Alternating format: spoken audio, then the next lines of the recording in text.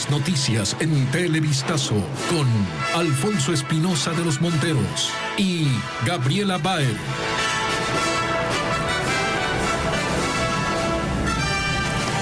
Muy buenas noches, amigos. Hoy nos acompaña Gabriela para esta emisión de noticias. ¿Qué tal, Gaby?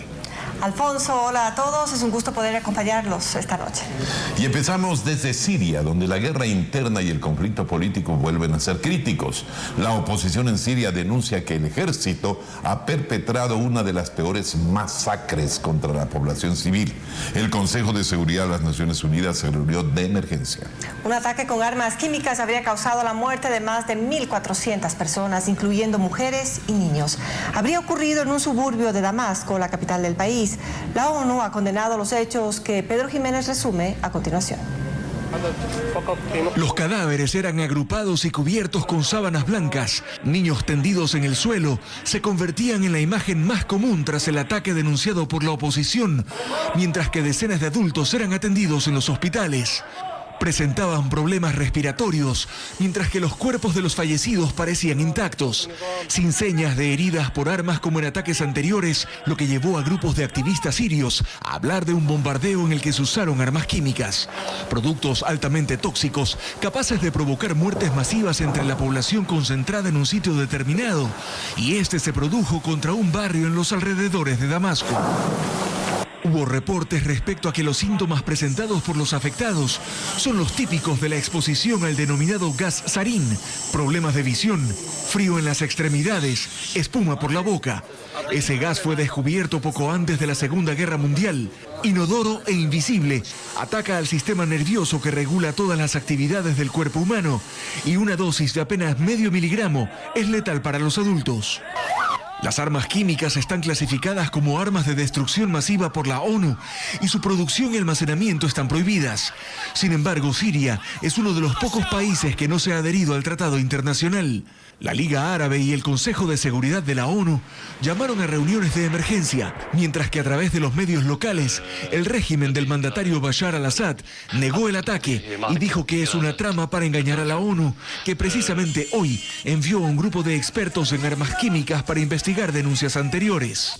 El vocero de la Casa Blanca, Josh Earnest, dijo que sería bueno que el régimen de Siria les permita ingresar a los sitios del último ataque. El ministro de Asuntos Exteriores de Francia demandó una inmediata investigación, y el secretario de Asuntos Exteriores de Reino Unido, William Hague, dijo que no debe quedar duda que van a trabajar en todas las maneras posibles para lograr que los autores de la masacre rindan cuentas. Y al mismo tiempo, la oposición siria asegura que el gobierno de ese país tiene una de las mayores reservas del mundo de gases letales.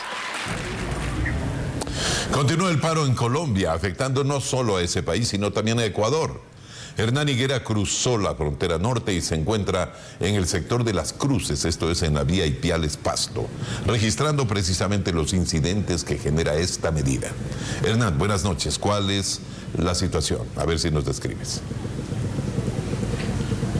Alfonso, amigos televidentes, muy buenas noches. Efectivamente, desde el sector de Las Cruces, contarles que hay novedades que se produjeron en los últimos 30 minutos.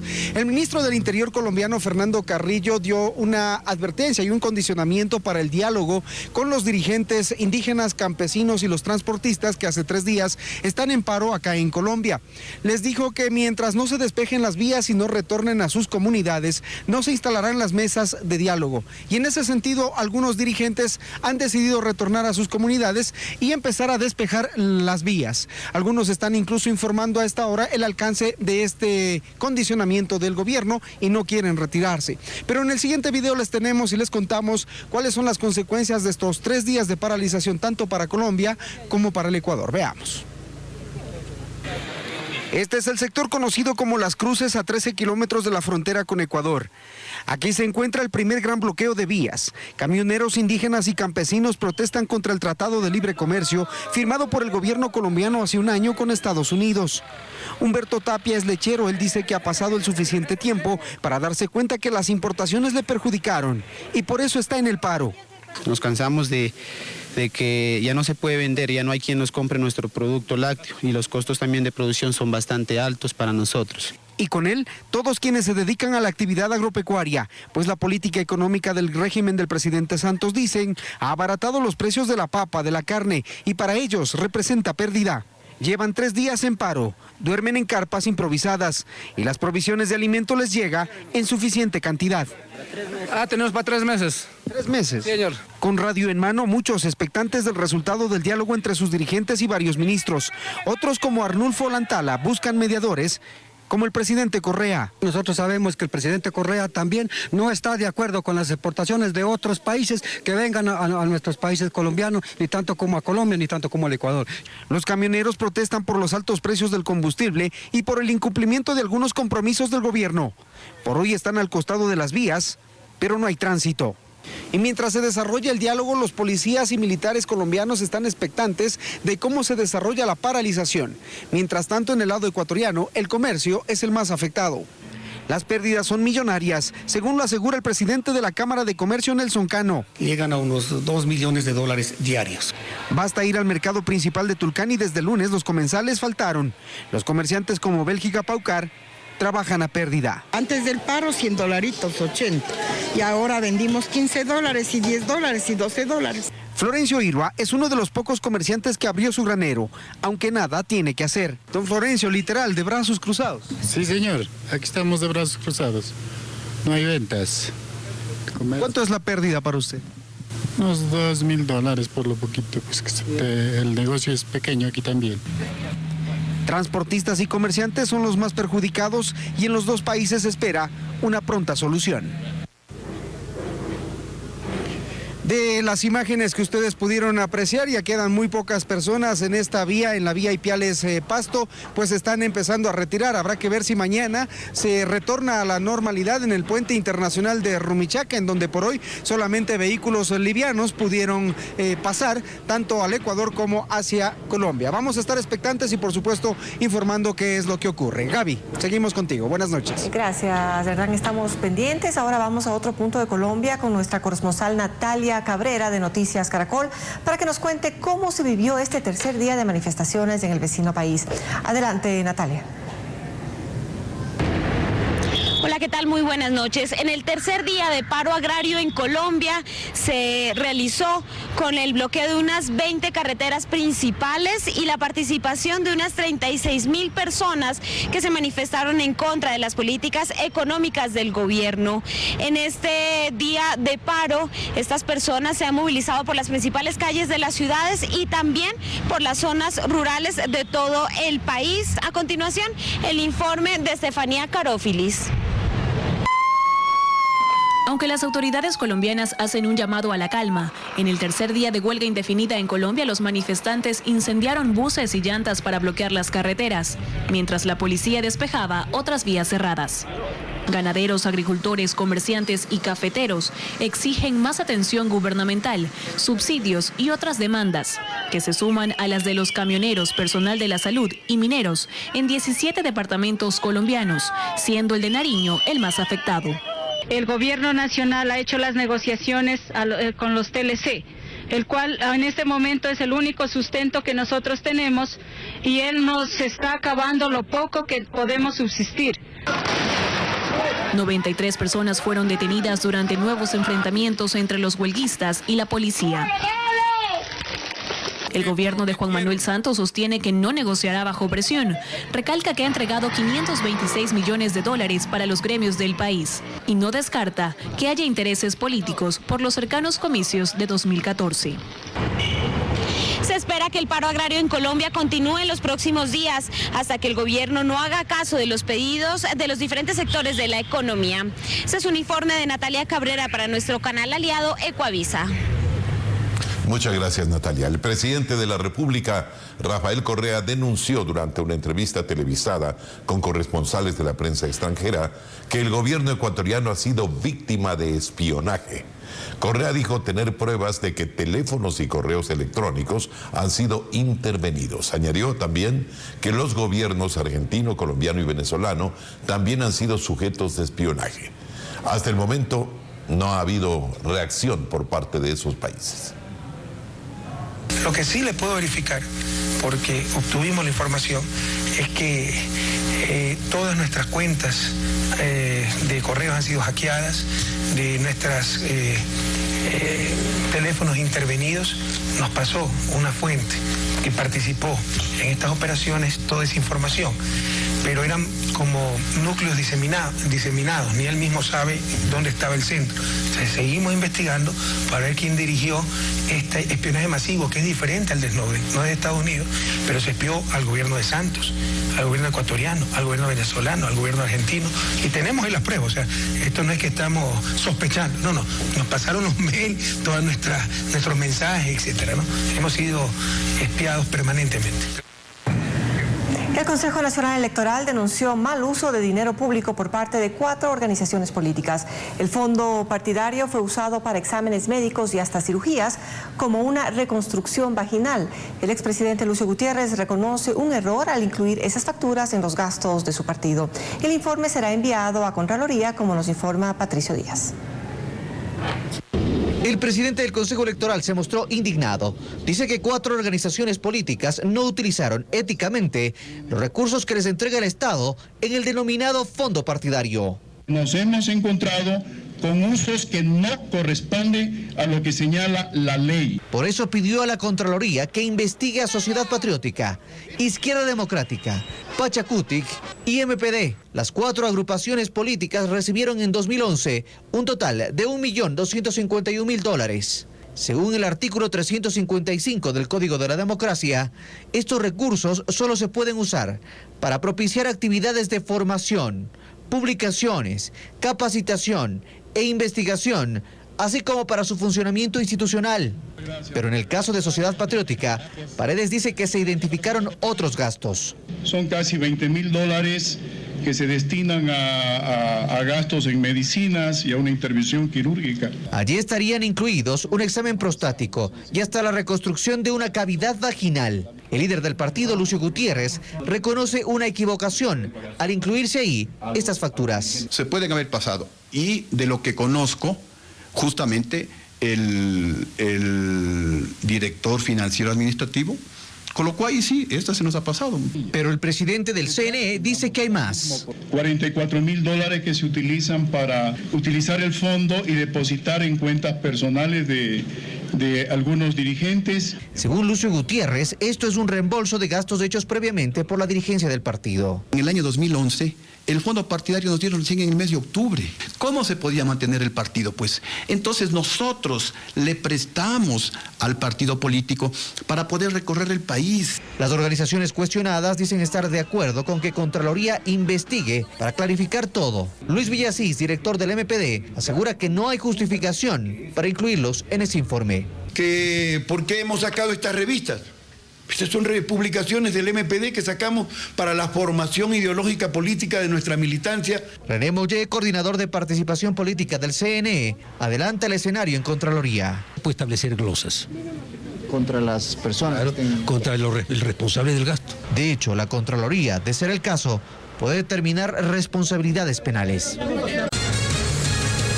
Gracias por sintonizar Televistazo. Vemos cómo luce ahora la terminal terrestre Jaime Roldós de Guayaquil, ubicada en la avenida Benjamín Rosales. Fue inaugurada en 1985 y remodelada en 2002. Actualmente soporta el paso de 42 millones de usuarios al año. Seguimos con las noticias. La posibilidad de que la figura del linchamiento mediático sea incluida en el nuevo Código Penal quedó prácticamente enterrada en la Asamblea. Temas como el odio a la mujer como delito o las facultades que tendrían los jueces de garantías penitenciarias generan críticas al nuevo proyecto que, según los legisladores, ha avanzado en un 70%. Félix Narváez nos amplía. Representantes de la Mesa Ciudadana de Seguridad pidieron mejorar la ley penal en marcha. A nombre de barrios así organizados, Alicia Cáceres planteó que se defienda a las víctimas de la delincuencia. Nosotros estamos en indefensión y yo sí quisiera que esta mesa tome la conciencia de lo que significa ser víctima. Y muchas veces por eso no denunciamos. Piden simplificar los trámites penales y precisar el odio a la mujer como delito, entre otros cambios. El asambleísta opositor Miguel Moreta apoyó los reclamos, lo cual incomodó a la vicepresidenta de la Asamblea, Marcela Guiñaga. Que esto no es un código pro delincuencia, es un código pro vida. Mientras al jurista italiano y académico invitado por la comisión, Renato Guaraldo, le preocupan las facultades de los llamados jueces de garantías penitenciarias. porque puede conocerme de memoria todos los textos de criminología, tener 10 PhD por allí por el mundo, si no ha puesto un pie en la cárcel. La comisionada oficialista María Ángel Muñoz precisó que a esta altura el anunciado linchamiento mediático está fuera del proyecto. El linchamiento mediático ya está establecido en la ley de comunicación. Su coideario Gilberto Guamangate y el opositor Luis Fernando Torres coinciden que el proyecto ha avanzado en un 70%. Para Guamangate el código responde a lo planeado. Y oportunamente sabremos dar nuestro criterio de manera unánime. Torres, en cambio, presagia una norma conflictiva. Porque los jueces van a encontrar un nuevo instrumento de orden jurídico muy difícil de aplicar. La Comisión Legislativa de Justicia acelera la entrega de su informe final. Con eso todo quedará en manos de la Asamblea Plenaria. Los administradores del ingenio EQ2 anunciaron esta mañana el reinicio de las operaciones. Los trabajadores que mantienen la medida de hecho sostienen en cambio que el paro continúa. Minutos después de que saliera humo blanco por una de las chimeneas del ingenio azucarero EQ2, este motorizado voceaba la buena nueva. El ingenio reinició sus labores el día de hoy miércoles. Las operaciones se reanudaban después de 8 días de estar suspendidas debido al reclamo de los empleados. Eso informaba el boletín de prensa que emitió la compañía. Y desde Guayaquil, el ministro de Relaciones Laborales, Francisco Vacas, también lo confirmaba. Se prendieron las máquinas, empezaron a funcionar los calderos. Es decir, el día de hoy han regresado a su puesto de trabajo la gran mayoría de trabajadores. Sin embargo, en el Parque San Genaro, los trabajadores que el pasado miércoles se declararon en huelga de brazos caídos, paradójicamente jugaban vóley. Carlos Macías, dirigente, cree que todo esto fue armado para provocarlos. Porque si ya comienzan a aprender es para que digan, para que ya se prendió el ingenio y que vamos, compañeros. Entonces, ellos saben muy bien que ese ingenio no se mueve por 3, 4 personas. Y aunque los administradores señalaron que el ingenio operaba con normalidad, más de uno expresaba sus dudas. A más del boletín, el EQ2 no emitió ninguna otra información. Solicitamos una autorización para poder ingresar al ingenio y verificar el trabajo de estos empleados. Sin embargo, no nos lo permitieron. Lo que se puede ver desde afuera es solo el movimiento de policías. 900 uniformados que tenían como misión permitir el ingreso de las personas que sí querían trabajar, asegura el jefe del operativo, Ignacio Benítez. Nuestra permanencia aquí será para garantizar la seguridad de las personas y de las instalaciones. Al frente, los trabajadores solo miraban, sin insultos ni violencia. Eso sí, indignados por la injusticia de las autoridades competentes que mandan tantos policías como si nosotros fuéramos terroristas o qué. Se indignan. Según el boletín del EQ2 y las autoridades, el problema con los trabajadores se resolverá en los tribunales.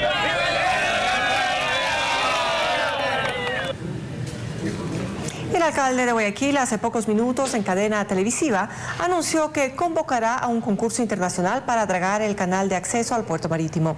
Paul Martillo nos cuenta que Jaime Nebot advirtió que si se liquida la actividad portuaria de Guayaquil, la ciudad irá a la quiebra. Durante 8 minutos el alcalde Jaime Nebot explicó una vez más la importancia del puerto marítimo para la vida de los guayaquileños. No ponemos condiciones, pero sí exigimos respuestas. Después de tantas declaraciones de uno y otro lado, de mensajes en las redes sociales y de parodias, Nebot quiere saber si existe o no un acuerdo. Por eso plantea unas preguntas al gobierno del presidente Correa. Díganos con claridad y franqueza, ¿continúan o no manteniendo el criterio de especializar el actual puerto estatal de Guayaquil en turismo y cabotaje? Los 13 puertos privados de Guayaquil, ¿quedarán o no fuera del sistema portuario nacional? ¿Van a impedir o no que con una nueva inversión extranjera de la compañía DP World se siga construyendo en Pozorja un puerto de aguas profundas sin que le cueste nada al Ecuador? Señala que para frenar el plan estratégico de movilidad del gobierno es necesario dragar el canal de acceso del actual puerto, que con eso se incrementará la actividad marítima y generará más plazas de empleo. Nebot hace una convocatoria. La Municipalidad de Guayaquil convocará a un concurso internacional para facilitar el acceso por agua a Guayaquil, dragando los goles a una profundidad de 11 metros en marea baja. El alcalde aseguró que si no se logra un acuerdo, seguirá luchando para que el puerto de Guayaquil no sea reducido a turismo y cabotaje. Y ya lo saben, la información actualizada en cualquier momento del día en nuestra página web, ecuavisa.com. Gracias por mantenerse con nosotros. Vemos una imagen del centro comercial El Bosque que se encuentra en medio de una residencial zona del norte de la capital. Por su ubicación también se ha convertido en un balcón hacia el Quito moderno. Seguimos con más información. Jorge Domínguez Falla, alias Palustre, miembro de la peligrosa banda de los Rastrojos, fue deportado hoy hacia Colombia. Domínguez era buscado en Colombia por su participación en múltiples delitos y fue capturado en Manta. El informe con Carlos Flores. Jorge Domínguez Falla, alias Palustre, abandonó Ecuador pasadas las 17:30, resguardado por un amplio operativo de seguridad mientras abordaba el avión de la Policía Nacional que lo llevaría directo a Colombia. El comandante de la policía, Rodrigo Suárez, confirmó que la detención de Domínguez Falla se produjo en la ciudad de Manta, desde donde fue trasladado a Quito. 2 días antes había ingresado a Ecuador y de ahí se desplegó el trabajo de inteligencia por parte de la Policía Nacional con los resultados de ser ubicado en la ciudad de Manta, en el centro de la ciudad. Mientras caminaba por ahí fue ubicado y identificado y detenido por la Policía Nacional. El viceministro del Interior, Javier Córdoba, entregó detalles de su captura. En este caso específico, él hoy por hoy está siendo deportado por una situación migratoria irregular. Él entró de manera irregular, sin registrarse al país. El intercambio de información entre la Policía de Colombia y de Ecuador permitió ubicar y detener a alias Palustre, quien figura como uno de los más buscados en Colombia por pertenecer a la banda delincuencial de los Rastrojos. Tenía algunas órdenes de captura en su contra y también estaba catalogado como uno de los más peligrosos y el más sanguinario de los líderes justamente de esta banda de los Rastrojos. Banda dedicada a diferentes delitos, como por ejemplo el narcotráfico, secuestro, extorsión, oficinas de cobro, sicariato. Este es el segundo miembro de esta peligrosa banda que es detenido y deportado a Colombia. En marzo del año anterior se detuvo en el sector de Cumbayá a Juan Carlos Calle Serna, alias Comba.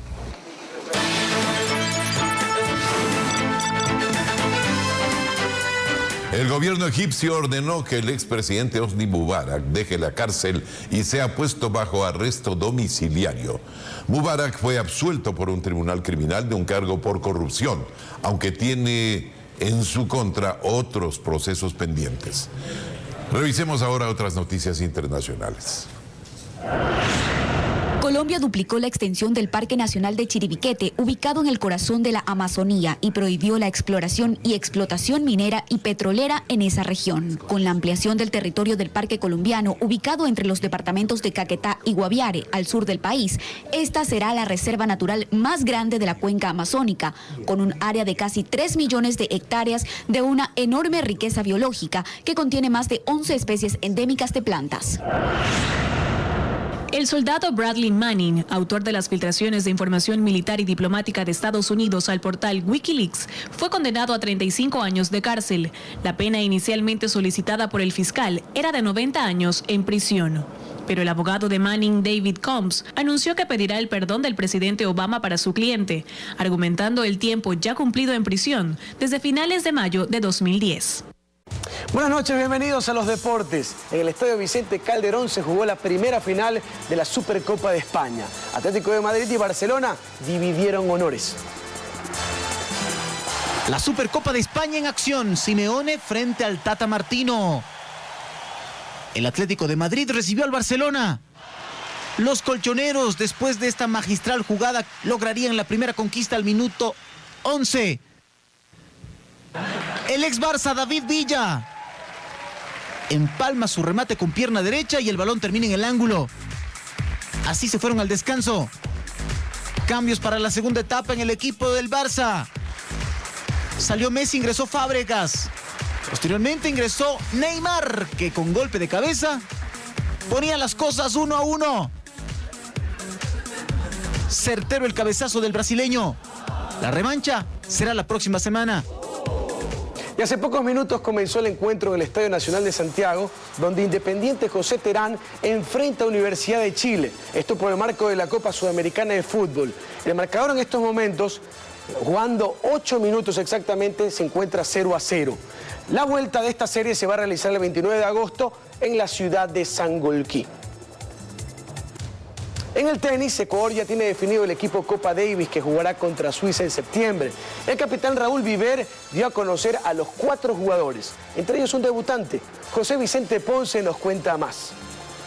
Una nueva convocatoria del equipo Copa Davis de Ecuador se dio este miércoles en Guayaquil. El capitán Raúl Viver informó que para la serie con Suiza en septiembre próximo estarán Julio César Camposano, Emilio Gómez, Roberto Quirós y Gonzalo Escobar. Este último recién incorporado al circuito profesional. Un jugador que se adapta muy bien a canchas de cemento, canchas rápidas y viene pasando, como dije, un buen momento. Camposano entrena en Argentina, Gómez y Escobar seguirán disputando torneos en el país, mientras que Quirós volverá a Estados Unidos y se unirá con el grupo en Europa. Los ecuatorianos sueñan con sorprender a los suizos, que no contarán con Roger Federer. Yo creo que siempre hay que soñar, porque si uno va sin aspiraciones definitivamente no va a lograr nada. La serie se disputará entre el 13 y 15 de septiembre en la ciudad suiza de Neuchâtel. Y cerramos con goles. Hablemos ahora de la Premier League, donde el Chelsea de José Mourinho se impuso por 2-1 al Aston Villa, en un partido bastante apretado. Paula Camposano nos presenta un resumen. El Chelsea derrotó con lo justo al Aston Villa en el Stamford Bridge en un partido adelantado de la tercera fecha de la Premier League. El conjunto del portugués, José Mourinho, se puso en ventaja al minuto 7 luego de la desafortunada acción de Antonio Luna, quien marcaría en su propio arco. Pero Christian Benteke enmendaría el error de su compañero al minuto 48 tras un pase de Gabriel Agbonlehor, que pondría la igualdad en el marcador.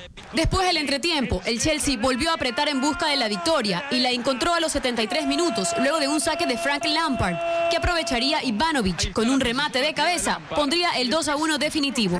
El Chelsea suma 6 puntos y lidera provisionalmente la tabla de clasificación.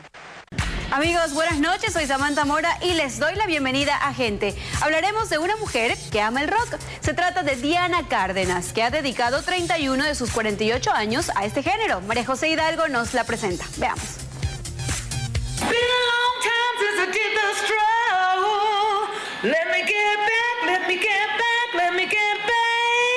Esta voz convirtió a Diana Cárdenas en la primera mujer cantante de rock en el Ecuador, hace más de 3 décadas. Mi mejor amiga me dijo, hay una banda que está requiriendo una cantante, un cantante. Hice la audición y fue con la banda de Tarcus de Quito y ahí comenzó todo. Mis compañeros del colegio, porque comencé en el colegio, decían, no, que las mujeres no, que no sé cuánto. Pero eso no fue impedimento para que esta quiteña se involucre en un género que aparentemente es de hombres, quienes en incontables ocasiones la invitan para que ella sea parte de sus bandas, pues conocen de su profesionalismo. Aparte de que el rock es mi carrera, mi trabajo, es mi pasión, es una cosa que me he podido identificar en todo sentido de la palabra, en mis momentos altos, bajos. Yo veo el rock y digo, el rock es fuerza, pero también como es Diana Cárdenas como mamá, por ejemplo. Uy, a ver, como mamá estricta, pero muy amorosa. Yo les amo a mis chicos. Y ellos siguen los pasos de Diana, pues ella es una de las mejores artistas de rock del país, rompiendo con los prejuicios que hay detrás de una mujer que viste de negro y le gusta el heavy metal. Bueno, pues y dejando la música de lado, les cuento que los famosos también buscan el amor. Pero hay algunas celebridades que no se cansan de buscarlo. ¿Quieren ver algunos que han dado el sí hasta en 3 ocasiones? Yosabet Carchi nos refresca la memoria. En el mundo del espectáculo es común ver a las parejas casadas y muy enamoradas. Y también al día siguiente verlas divorciadas. Pero hay quienes a pesar de todo siguen en busca del amor. Y no les importa contraer matrimonio una y otra vez. Como por ejemplo Pamela Anderson, quien tuvo como primer esposo al baterista Tommy Lee. Y decía que era el amor de su vida. Pues en 1998 se separó y en el 2006 se casó con Kid Rock. Pero su matrimonio duró menos de 4 meses. Su último esposo fue Rick Salomon, con quien estuvo casada por menos de 1 año. El ex integrante de los Beatles, Paul McCartney, contrajo matrimonio por primera vez en 1969 con Linda Easton, hasta que ella lamentablemente murió a causa de un cáncer de mama en 1998. Su segunda esposa fue la ex modelo Heather Mills en el 2002 y en el 2008 rompió para casarse nuevamente en el 2011 con Nancy Shevell. Y Jennifer López Andrés también ha pasado por el altar 3 veces. Su primer esposo fue Ohani Noah, a quien conoció como mesero en Miami. Su matrimonio duró 11 meses. Luego se enamoró de su bailarín Chris Job, pero su matrimonio más sonado fue con Marc Anthony, con quien duró 7 años. Estos son amores y desamores. A cuidar el corazón, señores. Y bueno, amigos, así nos despedimos. Nos vemos el día de mañana con más información. Tengan excelente noche. Pasen bien. Chao. En Ecuador existen 83 parroquias vulnerables para el tráfico internacional de drogas. El Consejo Nacional de Control de Sustancias Estupefacientes y Psicotrópicas, CONSEP, tiene intervenidas 7. Merlin Ochoa nos explica de qué se trata y cuántas personas participan en este proyecto. En una hacienda de la comuna San Miguel del Morro, en Guayas, pasaron de producir clorhidrato de cocaína a sembrar maíz. Con machetes y máquinas, los comuneros intentan reactivar la tierra árida. Allí en el 2011 fue descubierto un laboratorio dedicado al acopio, conversión, purificación y tráfico de drogas.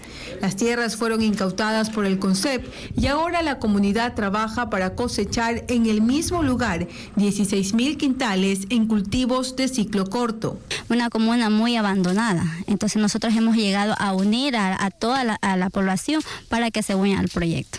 Es uno de los 7 proyectos preventivos que desarrolla el CONSEP desde el 2012 en zonas consideradas vulnerables al tráfico internacional de drogas.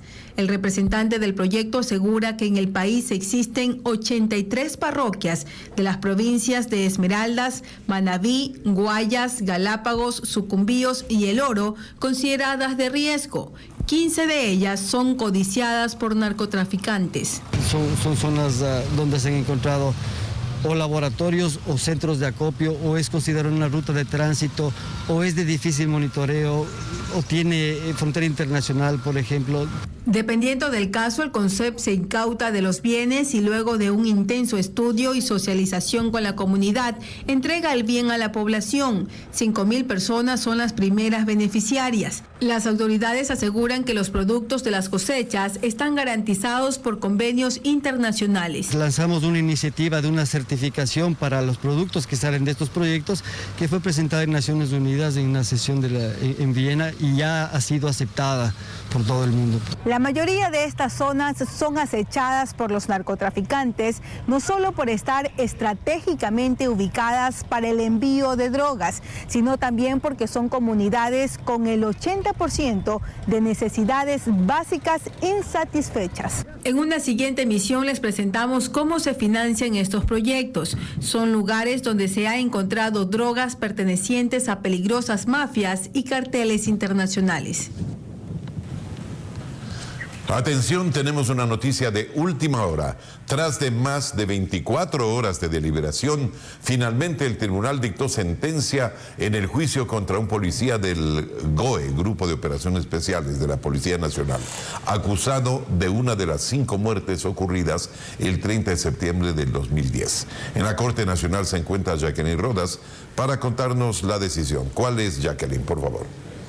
Alfonso y amigos, muy buenas noches. La noticia se genera en este momento. El tribunal ha ingresado hace 5 minutos, dio la noticia y salió enseguida. La decisión fue declarar culpable de homicidio simple al policía del GOE, Francisco G. Además, ha dicho que los daños se lo dará a conocer, se notificará por escrito porque se han justificado algunas atenuantes. Recordemos que este teniente del GOE está acusado de la muerte del joven estudiante universitario Juan Pablo Bolaños, a quien ven ustedes en este momento en las imágenes, quien falleció el 30 de septiembre del año 2010 en la avenida Mariana de Jesús, fuera del hospital de la policía, con 2 balas. Justamente la prueba principal que respaldó la Fiscalía durante esta larga audiencia que inició el 5 de agosto fue un peritaje balístico en el que habría coincidido el arma del policía Francisco G con las balas encontradas en el cuerpo de Juan Pablo Bolaños. años. Es la noticia que se genera en este momento. Estamos hablando del primer sentenciado por las 5 muertes ocurridas en el 30S. Los otros 4 casos de 2 policías y 2 militares, entre ellos Froilán Jiménez, están aún en indagación previa. Ni siquiera ha iniciado el juicio, pero en este momento tenemos ya a este primer culpable. Es la información desde la Corte Nacional de Justicia. Regreso contigo, Alfonso. Muy buenas noches. Buenas noches y muchas gracias por la oportuna información, Jacqueline. Y aquí concluimos, Gabriela. Así es, gracias a los amigos, todos. muchas gracias, ¿no? Sí, gracias a todos, fue un placer acompañarles esta noche. Más información tendremos en Telemundo. Pasen bien.